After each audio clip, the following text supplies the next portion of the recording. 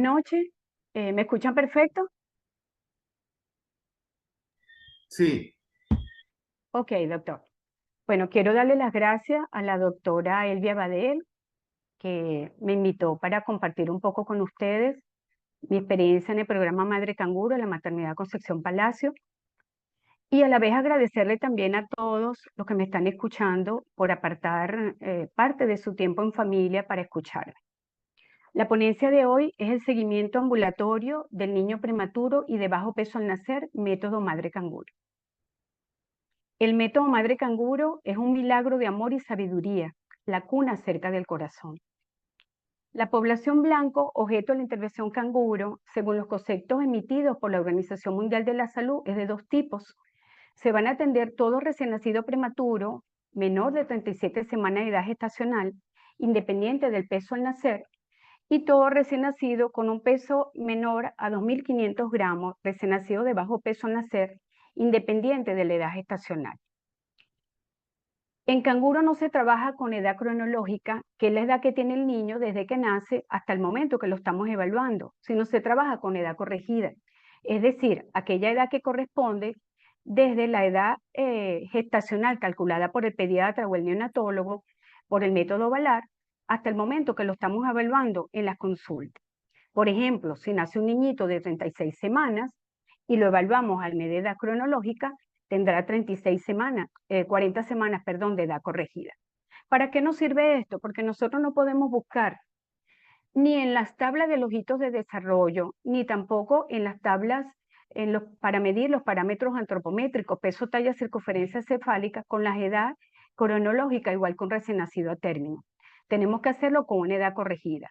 Y por esa razón es que se trabaja con edad corregida. La edad corregida la vamos a tomar en cuenta hasta los 2 años de edad. Y en el caso de los recién nacidos prematuros extremos, muy pequeñitos, por debajo de 1 kilito o 28 semanas, lo vamos a calcular hasta los 3 años de edad. Los componentes o principios del método Madre Canguro son 3, tanto en el manejo intrahospitalario de estos pacientes como en el manejo en la consulta ambulatoria. La posición canguro o contacto piel a piel, la lactancia materna y el egreso temprano o precoz en posición canguro, con un seguimiento estricto por la consulta ambulatoria del programa Madre Canguro. A continuación, vamos a ver uno a uno cada uno de estos componentes. El primer componente o principio es la posición canguro o contacto piel a piel. Quiero que no se vea lo de arriba. Ven acá. Me tapa acá. Me tapa diapositiva. Ok, este primer componente o principio es el sello distintivo del método y es importante que nosotros como pediatras lo coloquemos siempre en nuestra mente en el momento que nosotros vamos a atender un paciente en sala de parto. Debemos de colocar al bebé en posición canguro sobre el dorso desnudo de la madre en el posparto inmediato, siempre y cuando las condiciones de ese recién nacido lo permitan. Y esto es lo que se llama apego precoz o apego oportuno. Esto va a favorecer dos cosas, tanto la termorregulación como la lactancia materna. Una vez que el bebé se coloca en el dorso de la mamá, después que lo hemos secado y he prestado los primeros intentos de atención de ese recién nacido, debemos cubrir tanto su cabeza como su cuerpo con una compresa tibia. El niño siempre debe estar en condiciones estables, signos vitales estables, tanto la temperatura, tensión arterial, frecuencia cardíaca, frecuencia respiratoria, y que durante la manipulación ese bebé, a nosotros medir esa saturación de oxígeno, no se desature de manera importante, es decir, que no baje de valores por debajo de un 85%. Si estamos atendiendo a un bebé que va a entrar dentro de lo que se llama protocolo de manipulación mínima, como sucede con los prematuros extremos, por supuesto este bebé no lo vamos a colocar en posición canguro. Existe un kit canguro niño para mantener ese bebé en la posición. Sin embargo, el hecho que la mamá no lo tenga no es una contraindicación para colocar al bebé. Cualquier blusa que pueda estirar, que el bebé pueda entrar dentro de ella y estar cómodo. Por ejemplo, las que se usan ahorita de tiritas, se puede usar, siempre y cuando el bebé no haya peligro que se pueda salir por la parte inferior. En el caso del hospital, nosotros tenemos el kit canguro, que consta de una faja de cotón licra que permite la comodidad tanto para la mamá como para el bebé. Y vamos a simular con esto como si el bebé estuviera inútero. La única vestimenta que va a tener el bebé es gorro, medias, pañal y pudiera colocarse una camisita abierta por delante sin manga. La mamá también debe tener una ropa cómoda que esté abierta por delante, sin brasier, porque el contacto es piel a piel del bebé, piel de la mamá. El pelo recogido, debe tener las manos limpias, uñas cortas, no usa prendas o por lo menos grandes, ni ningún tipo de crema o perfume de un olor fuerte que pueda impedir que el bebé tolere la posesión. Debe tener una piel sana, que no tenga heridas, lesiones de piel como escabiosis. La obesidad es una contraindicación y también una mamá inestable o que esté en condiciones de cuidado o bajo efectos de sedación, en el caso que esté hospitalizado. ¿Cómo vamos a colocar al bebé posición canguro? Bueno, simplemente vamos a colocar al bebé en la línea media del cuerpo de la mamá, con las extremidades superiores e inferiores separadas del cuerpo y la cabeza lateralizada hacia la derecha o a la izquierda. Contacto piel a piel. Encima iría la faja, como podemos ver acá. La mamá puede colocarse una chaqueta o un abrigo y pudiera colocarse delante del bebé en posición canguro algún material como una cobija, por ejemplo. Siempre la faja debe llegar hasta el maxilar inferior o la parte inferior del pabellón auricular. No solamente vamos a indicar que la mamá haga la posición durante el día, también la debe hacer durante la noche. Lo que pasa que en la noche ella no puede dormir recta, ¿verdad? Sino va a dormir en posición semisentada, colocando varias almohadas o permitiendo meter debajo de la cabecera de la cama algún objeto para que quede levantada. Como vemos aquí, vemos a un papá haciendo la posición canguro. La posición la puede hacer cualquier miembro de la familia, incluso los hermanitos mayores de 10 años. ¿Cómo debe ser la posición? Debe ser continua, con la mínima cantidad de interrupciones, prolongada en el tiempo, no menor de 2 horas, y lo ideal 24 horas al día, y duradera los días o semanas que el niño la necesite o la tolere. Una de las preocupaciones de la mamá es que el niño va a acostumbrarse a abrazos. Eso no sucede. Realmente cuando el bebé esté con una edad gestacional entre 37 o 40 semanas, él va a rechazar la posición. ¿Cómo nos vamos a dar cuenta? Porque va a llorar mucho, va a arañar a la mamá, grita, suda, se encuentra realmente incómodo. La posición canguro tiene una serie de beneficios. El primer beneficio es la termorregulación. En el hospital la termorregulación se hace a través de la incubadora, pero una vez que el bebé está estable, debería pasar a posición canguro en el manejo intrahospitalario. Y en el ambulatorio debe hacerlo mamá y papá. Existen una serie de factores que no van a permitir la termorregulación en el recién nacido. Primero, recordemos que estamos ante un recién nacido prematuro, donde hay madurez del sistema nervioso central, específicamente del hipotálamo, que es el centro que controla la temperatura. En segundo lugar, tiene que ver con la piel del bebé. La grasa parda se forma al final del embarazo, en el tercer trimestre de gestación. Si mi niño nace antes, va a tener una cantidad de grasa parda bastante pobre, ¿verdad? Y también los mecanismos metabólicos para poder usar el organismo, esa grasa parda para la termorregulación en estos pacientes es muy inmaduro. Aparte de eso, tenemos una piel muy delgada, una epidermis delgada, con un panículo adiposo escaso, un estrato córneo que todavía no es maduro y en consecuencia, sumado a esto, tenemos también que el mecanismo vasomotor, que en condiciones normales, cuando hay hipotermia, debería haber vasoconstricción periférica para conservar calor, en los prematuros no es así. Generalmente están con vasodilatación y esto trae como consecuencia que haya fugas de calor por acá. Aparte de esto, también podemos decir que la superficie expuesta de un prematuro es mucho mayor que una a término. ¿Por qué?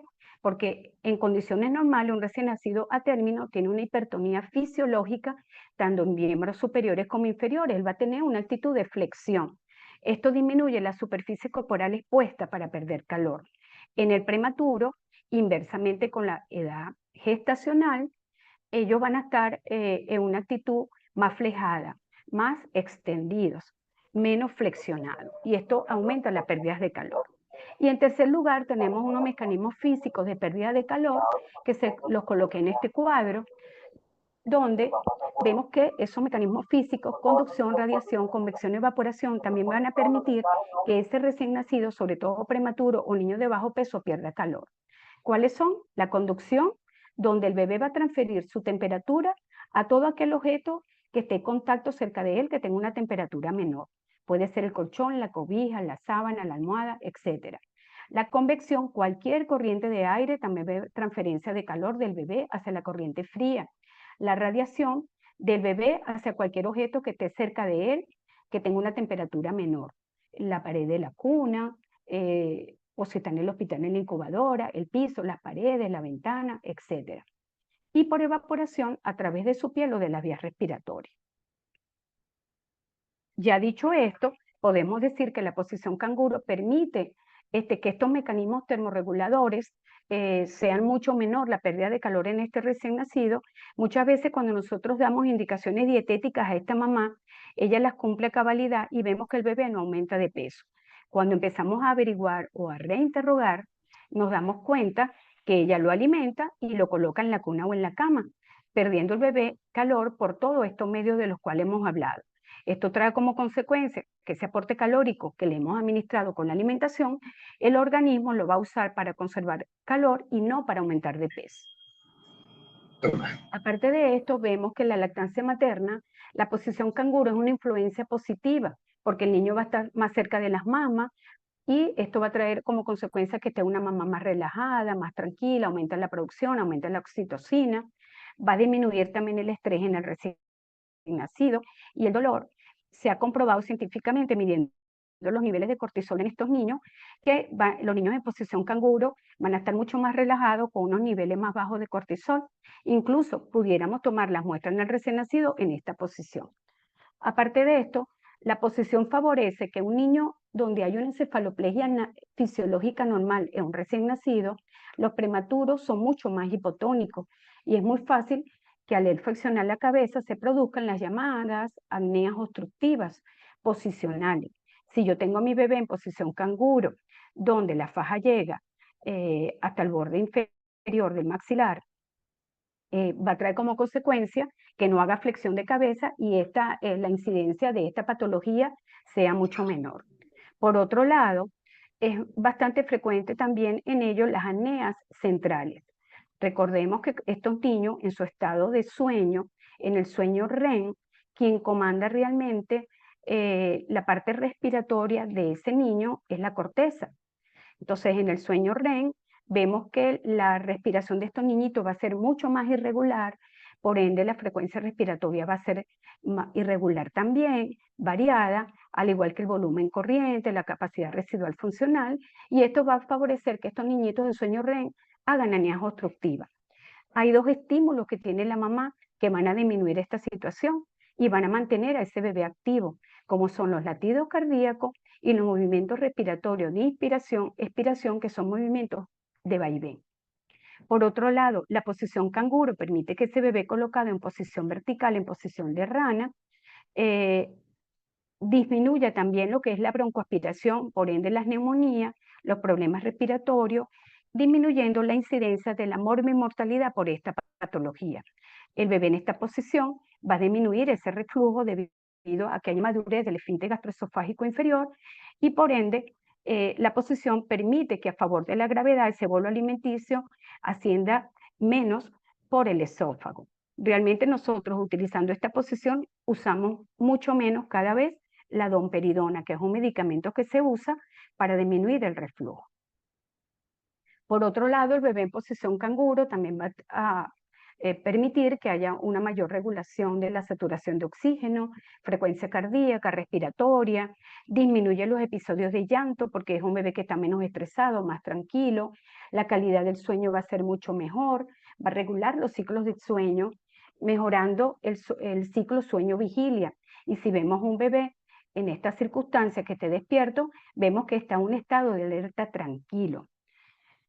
Incrementa la ganancia de peso, aumentando estos niños de peso muy rápidamente sus hogares de 15 a 20 gramos por kilo por día.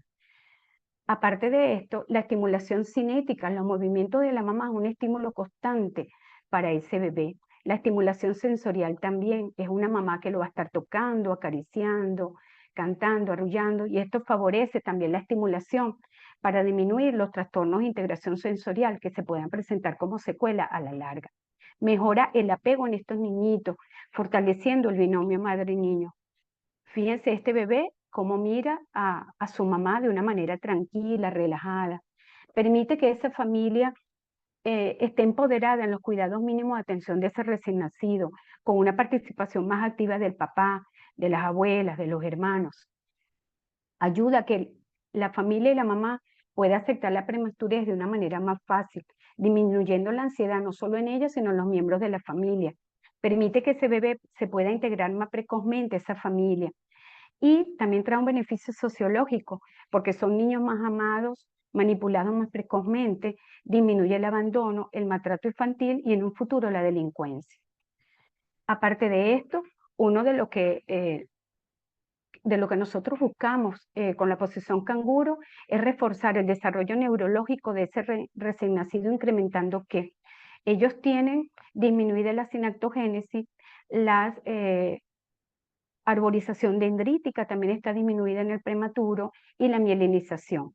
En este corte que vemos acá a la derecha, vemos el corte de un cerebro de un recién nacido, estas son neuronas, primer mes, 9 meses, 2 años, y lo ideal en una término, porque este es el corte de un cerebro en una término, es que esta arborización dendrítica y sinaptogénesis vaya aumentando a medida que va pasando de mes a mes con la estimulación. Si vemos este otro corte, vemos un prematuro de 24 semanas, donde el cerebro prácticamente es liso, pero en estos otros dos cortes cerebrales de dos niños de 40 semanas, uno de 26 semanas a las 40 y una término a las 40, vemos que el cerebro de la término es mucho más grande y tiene unas circunvoluciones, unos surcos mucho más profundos. Y esto es lo que queremos nosotros lograr en nuestros recién nacidos prematuros. El segundo componente o principio es la nutrición canguro, es decir, la lactancia materna. Recuerden que esta es la principal fuente de nutrición. Cuando nosotros tengamos una mamá enfrente, debemos, en primer lugar, examinar las mamás de esa mamá, ver cómo está la congestión mamaria, si hay producción láctea, si hay mastitis, cómo se siente esa mamá con la lactancia, ver qué técnica de amamantamiento está usando, enseñarles las diferentes posturas y ver el agarre. No me voy a detener aquí porque, bueno, esto sería tema de otro día. Tenemos que verificar, en tercer lugar, cómo está la succión de ese prematuro, si ese niño tiene el reflejo de succión. Si hay trastorno al reflejo de succión, eso se llama difusión motora oral. Esa difusión motora oral puede ser primaria o secundaria. La primaria es propia de la prematurez. Un recién nacido prematuro se cansa al succionar, es débil la succión que no le permite alimentarse ni lograr una buena ganancia de peso. Y la difusión motora oral secundaria, sumado a esta inmadurez, es cuando la mamá le está administrando la alimentación, bien sea lactancia materna exclusiva o mixta, con chupa o tetina. Cuando nosotros tenemos al bebé hospitalizado, nosotros vamos a administrar la alimentación con una sonda orogástrica a gravedad de manera intermitente. Pero este bebé, una vez que egrese a casa, tenemos que entrenar a esa mamá para que esa alimentación sea con vasito, con una inyectadora de un calibre más o menos de 5 a 10 cc como máximo, una cucharilla que puede ser redondeada, plástica o un gotero, como podemos ver acá en las imágenes. Cada vez que la mamá vaya a administrar al bebé la alimentación, es importante que haga la succión no nutritiva, como estamos viendo en estos casos. Incluso nosotros les enseñamos ejercicios para madurar esa succión del bebé, esa patología de disfunción motora oral primaria. Recordemos que la coordinación entre succión, deglución, respiración se logra aproximadamente a las 34 semanas de edad gestacional. Cuando nosotros administramos leche materna exclusiva, debemos vigilar cómo es el crecimiento somático de ese individuo. Y debe ser un crecimiento somático adecuado, es decir, ideal, que sea parecido como si el bebé estuviera inútero. Lo ideal para el aumento diario de peso debe ser de 15 a 20 gramos por kilo por día. En cuanto al peso, y de talla y circunferencia cefálica debe ser de 0,5 a 0,8 centímetros por semana. La alimentación con lactancia materna en los prematuros niños de bajo peso no se debe hacer a libre demanda como en una término. Hay que hacerlo a intervalos fijos. es decir, cada hora y media o cada 2 horas. A nosotros nos ha dado buenos resultados hacerlo cada 2 horas. ¿Y con qué fin hacemos esto? Con el fin de garantizar un aporte mínimo nutricional apropiado. Cuando ya ese bebé aumenta de peso, por ejemplo, tiene unos 2,5 kilos o más, y ya tiene sus 40 semanas con una succión madura, nosotros pudiéramos pasar a la leche materna exclusiva, pero con libre de mar. Existen 2 factores en los recién nacidos prematuros, sobre todo, y de bajo peso al nacer, que no permiten que ese bebé tenga una buena ganancia de peso. Uno es que tiene una capacidad gástrica limitada. Sumado a esto, recordemos que la extracción de la grasa, de los lípidos de cada mama va a ser al final de la lactancia. Entonces, generalmente, ingieren una mama, ingiere todos los lípidos, pero la segunda no. Y la segunda factor, aparte de esta capacidad gástrica limitada, es la succión esperada para aumentar de peso. En general se dice que una succión de 6 a 8 ráfagas de succión alternada con periodos de descanso para respirar es lo ideal para que ese bebé aumente de peso. Los a término es entre 10 y 30. Generalmente, esto lo van a presentar los niños por debajo de 35 semanas, hipotónicos, con una succión débil y madura. Por esto se ha creado una técnica que se llama la administración de leche final con lactancia materna. Y puede ser de 2 tipos: administración de leche final por estimulación y por extracción, y administración de leche final por succión directa. La última la vamos a hacer por succión directa cuando tenemos niñitos que tienen una succión esperada más o menos de 6 a 8 ráfagas de succión y que no son tan pequeñitos de peso, que pesan alrededor de unos 800, 2 kilitos. Le pedimos a la mamá que cada vez que coloque al bebé a amamantar, debe comenzar siempre con la última mama que usó la vez anterior, con el fin que distraiga esa parte grasa de las 2 mamas. En el caso de la administración de leche final por extracción, le vamos a recomendar a la mamá que se traiga en un envase la leche de las 2 mamas hasta que cambie de color, que se haga más amarilla, y de consistencia, que sea más densa como mantequilla. En ese momento ya no se va a extraer más, va a colocar al bebé que succione débil, que se va a cansar, que succione esa pequeña cantidad de grasa de las 2 mamas, y posteriormente le va a administrar la leche extraída con inyectadora o con vasito, jamás usando tetina. Si nosotros vemos que ese bebé, aún haciendo la técnica de la leche final, no aumenta de peso, tenemos que investigar primero, antes de tomar otra decisión, qué está pasando. Lo más frecuente es que el bebé no tenga adherencia a la posición canguro. Recuerden lo que les dije, que si yo lo alimento bien, pero ese bebé yo lo coloco en la cama, pierde calor, o en la cuna, y la energía aportada por la alimentación lo va a usar el organismo para conservar calor y no para engordar. Otra patología muy frecuente es la anemia, y también tenemos que descartar que ese bebé esté infectado. Hay una patología renal tardía en la cual el bebé tampoco aumenta de peso. Eso también pudiéramos averiguarlo, la acidosis tubular renal tardía. Si ya descartando todo esto, vemos que el niño no ha aumentado de peso, tenemos que pensar en la posibilidad de administrar los llamados suplementos nutricionales, que son de 2 tipos: los fortificadores de leche materna, que está bastante difícil conseguirlos en nuestro país y son muy costosos, o hacer una alimentación mixta utilizando leche materna y leche especial para prematuro. Recordemos que la leche materna tiene un aporte de 20 calorías por onza y la leche de prematuro 24 calorías por onza. Esta leche prematuro también está bastante difícil conseguirla en el país, es costosa. Nosotros en la maternidad, debido a la población que atendemos, usamos leche de inicio de 0 a 6 meses, donde aporta 20 calorías por onza, igual que la leche materna, claro, observando un aumento de peso un poco más lento, pero lo hemos logrado y hemos obtenido buenos resultados. Siempre que estemos administrando un suplemento nutricional, primero administramos el suplemento y después la lactancia para garantizar el aporte mínimo calórico. ¿Ok? ¿Qué cantidad de ese suplemento nutricional vamos a administrar? No puede ser, como muchas veces uno ve en los récipes, 30, 40, 50, 60 cc cada 3 horas. No, nosotros debemos sacar los líquidos totales en el día, que son de 180 a 200 cc por kilo día, y de esa cantidad total de líquido, nosotros vamos a sacar un porcentaje Del 25 a 30%, nosotros usamos el 30% en la maternidad, es lo que vamos a administrar diariamente de la fórmula, ¿ok? El resto de las tomas y lo vamos a colocar cada 2 horas, durante 24 horas, le hacemos un esquema alternando con la leche materna. Nunca usar tetina o chupa, siempre vasito, inyectadora o jeringa. Tan pronto como nosotros veamos que ese niño logra el aumento de peso ideal, que es de 15 a 20 gramos por kilo por día, que tiene una succión esperada normal y rebasa los 2,5 kilos, nosotros paulatinamente vamos a ir disminuyendo esta leche de inicio y vamos a dejarlo con lactancia materna exclusiva. Esto que les coloqué en rojo es súper importante. Siempre debemos considerar el uso o la técnica de leche final antes de pensar en un suplemento nutricional.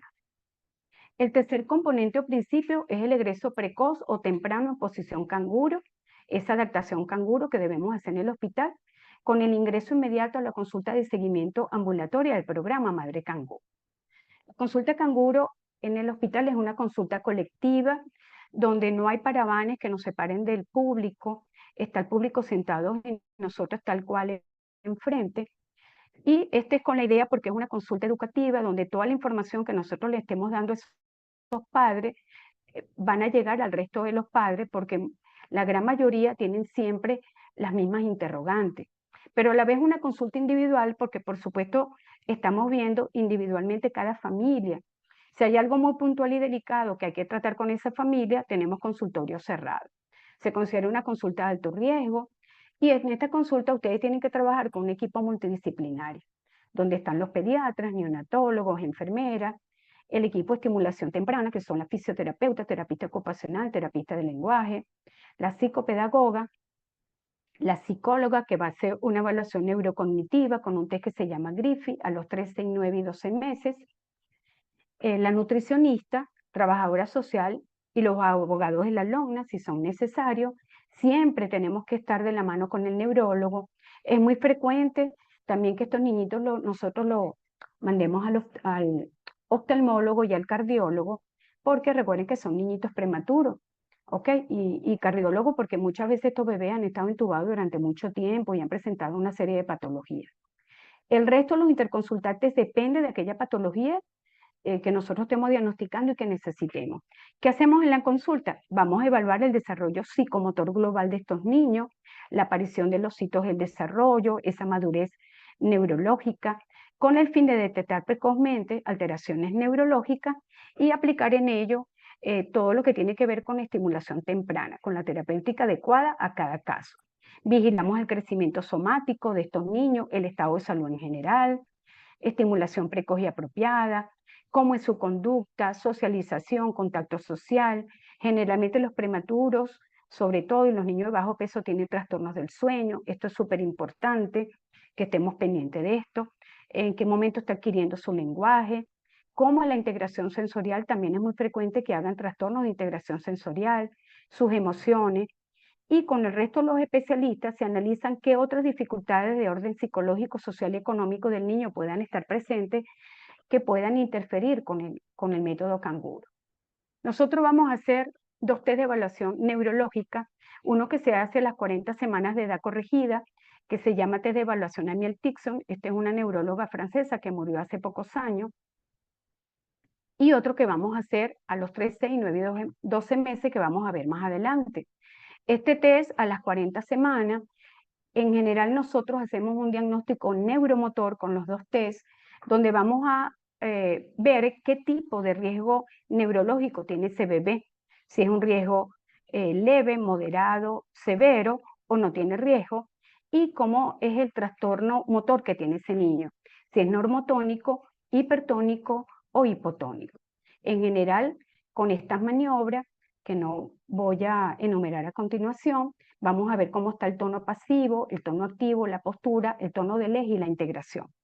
En esta foto que les coloqué aquí, les coloqué la sutura escamosa, que es una sutura. Nosotros tenemos 37 suturas en el cráneo. Esta sutura es muy importante en el niño de bajo peso y prematuro, es la sutura temporoparietal que está por encima del pabellón auricular, es importante palparla. Si nosotros a las 40 semanas vemos que es muy prominente, hay que estar muy pendiente del desarrollo neurológico y del crecimiento encefálico de ese bebé. La valoración de este test es 0, 1 y 2, siendo 2 el punto máximo normal para la edad que corresponde. ¿Por qué lo evaluamos a las 40 semanas? Porque esta es la edad ideal para nacer. ¿Ok? El segundo test se llama Infanit, batería neurológica de la infancia, se hace a los 3, 6, 9 y 12 meses. Es un test donde también vamos haciendo sumatoria de los ítems, 1, 3 y 5 y 5 a la edad.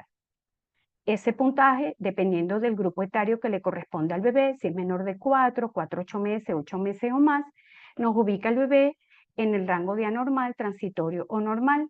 Y la idea es que cada vez que lo evaluemos, vemos cómo está evolucionando el bebé con la terapia de estimulación temprana. Si el bebé siempre está cayendo en el rango anormal, tenemos que buscar en ese rango cuál es la patología o cuáles son las alteraciones que pueden estar afectándolo. Si está afectada las 4 extremidades, hablamos de una tetraparesia espástica. Si es un hemicuerpo, hemiparesia espástica. Si en miembros inferiores, diplegia espástica, o si el bebé está hipotónico. En estos factores igual vemos el tono muscular, si hay espasticidad, cómo está el tono cabeza y tronco, la parte vestibular, miembros inferiores y los ángulos franceses. La consulta de seguimiento también vamos a ver el crecimiento somático, como les dije en un principio, vamos a usar las tablas de Fenton y OMS, Fenton hasta las 40 semanas de edad corregida y aquí tenemos hasta las 36 semanas, de 40 a 36 es Organización Mundial de la Salud, donde la curva verde, tanto de peso, talla como circunferencia cefálica, corresponden al percentil 10, la azul al percentil 50 y la roja al percentil 90. Aparte de esto, ustedes en la consulta que manejen estos pacientes tienen que hacer asesoría de lactancia materna, hay que sentarse con la mamá, explicarle, hablarle cerca, tocarla, verla a los ojos. Eso es súper importante porque estas mamás vienen muy angustiadas, muy estresadas, sobre todo si los niñitos han estado mucho tiempo hospitalizados. Se pueden tomar exámenes de laboratorio si son necesarios. Importante estar pendiente de la pesquisa neonatal. Recordemos que hay una nueva actualización de pesquisa, donde los términos lo ideal es tomarla las primeras 72 horas de vida, siempre y cuando hayan ingerido leche materna, y en los prematuros se están tomando 2 pesquisas, una las primeras 72 horas o máximo la primera semana de vida, como los términos, pero la segunda hay que tomarla a las 40 semanas o 40 semanas 5 días para corroborar diagnóstico. Es importante en estos bebés hacer un tamizaje audiológico con las emisiones otoacústicas. Si tenemos 2 emisiones otoacústicas alteradas, es importante pedir a estos bebés potenciales evocados auditivos del tallo cerebral. Recordemos que estos niñitos usamos drogas que son ototóxicas, como son los aminoglicósidos y la vancomicina. Es importante también en estos pacientes que lo envíen al oftalmólogo para descartar ROP, retinopatía de la prematuridad, sobre todo aquellos niños que pesan alrededor de 1,750 kg, 1,800 kg, por debajo de 35 semanas de edad gestacional, que han recibido por muchos días oxígeno, han estado ventilados o con CPAP o con grandes concentraciones de oxígeno o incluso hemoderivados. Sin embargo, nosotros hemos tenido niñitos con retinopatía que han recibido oxígeno a 0,21 en incubadora. Entonces es importante valorar muy bien estos pacientes. Eco cerebral abdominal también es importante que se pidan estos exámenes. Generalmente los prematuros tienen presencia de hemorragia intracraneana en diferentes grados, la más frecuente en ellos la grado 1, pero es importante siempre, independientemente, estar pidiendo los ecos cerebrales y abdominal. Otra cosa importante es, si nosotros tenemos un bebé con hipertonía de cintura pélvica a los 3 meses, importante pedir hasta los 6 el eco de cadera. Si después de los 6 sigue hipertónico, sería la rayos X, en dado caso que no se haya el eco. Y estos son pacientes que tenemos que ver junto con el traumatólogo. Las inmunizaciones también tenemos que estar muy pendientes en la consulta. Ellas se colocan con edad cronológica. Si tenemos un paciente anémico, ustedes pudieran colocarle eritropoyetina. Acuérdense que es un estimulante médula ósea para los glóbulos rojos. En la consulta nosotros administramos también fototerapia a aquellos niñitos que no ameritan hospitalizarse. Estamos pendientes de la administración de las vitaminas A, D, C, hierro, ácido fólico, el hierro después del mes de vida, complejo B, carnitina, casi nunca egresan con santina. En la consulta pueden hacer charlas o conversatorios, reunir varias mamás de niños de bajo peso prematuro, hacer una educación colectiva. Importante también la vigilancia de la alimentación complementaria. A diferencia de la vacuna, ella no se administra con edad cronológica, sino con edad corregida, siempre y cuando individualizando cada paciente. Muchas veces si tenemos un niñito con problemas nutricionales importantes, pues muchas veces hay que pesarlo antes de los 6 meses de edad corregida. En la consulta también nosotros tenemos el compromiso de ingresar a estos pacientes al programa NIS, significa nuevos integrantes del sistema de orquesta y coros juveniles e infantiles de Venezuela, del maestro Abreu, para educación y estimulación musical temprana. Recordemos que la música es el lenguaje universal y que permite también todo lo que es la sinaptogénesis. Al final, ¿cuál es la meta del método Madre Canguro? Lograr el máximo desarrollo cognitivo, psicomotor, físico, emocional, sensorial y social de un niño. Todos queremos niños más felices, menos abandono, más inteligentes.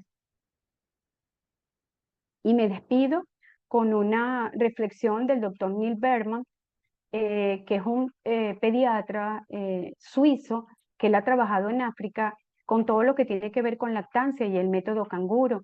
Y él dice, el cuerpo de la madre es la mejor máquina jamás inventada.